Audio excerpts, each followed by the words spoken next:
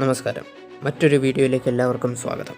ആദ്യമേ തന്നെ പറഞ്ഞുകൊള്ളട്ടെ, ഞാനിടുന്ന വീഡിയോസ് നിങ്ങൾക്ക് ഉപകാരപ്രദമായി തോന്നുന്നുണ്ടെങ്കിൽ വീഡിയോ ഒന്ന് ലൈക്ക് ചെയ്യുക.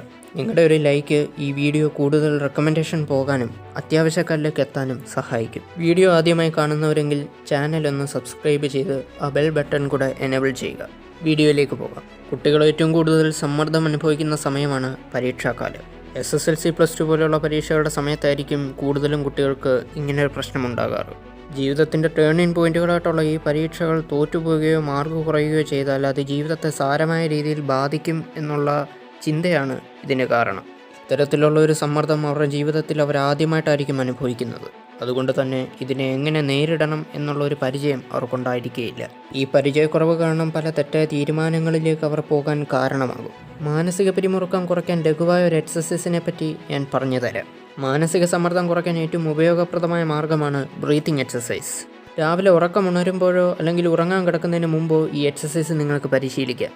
ശാന്തമായൊരു സ്ഥലത്ത് ഇരുന്നതിന് ശേഷം 1 തൊട്ട് 21 പ്രാവശ്യം വരെ ശ്വാസം എടുത്ത് വിടുക. ഈ പ്രോസസ്സ് ഒരിക്കലും എളുപ്പത്തിൽ ചെയ്യാൻ ശ്രമിക്കരുത്.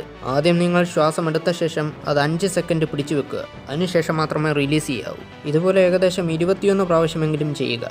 1 തൊട്ട് 21 പ്രാവശ്യം ഒരു സെറ്റ് ചെയ്തതിന് ശേഷം തിരിച്ച് 21-ൽ നിന്നും 1-ലേക്ക് ഒരു സെറ്റ് കൂടെ ചെയ്യുക. പതിയെ നിങ്ങളുടെ മനസ്സ് ശാന്തമാകുന്നത് നിങ്ങൾക്കറിയാൻ സാധിക്കും.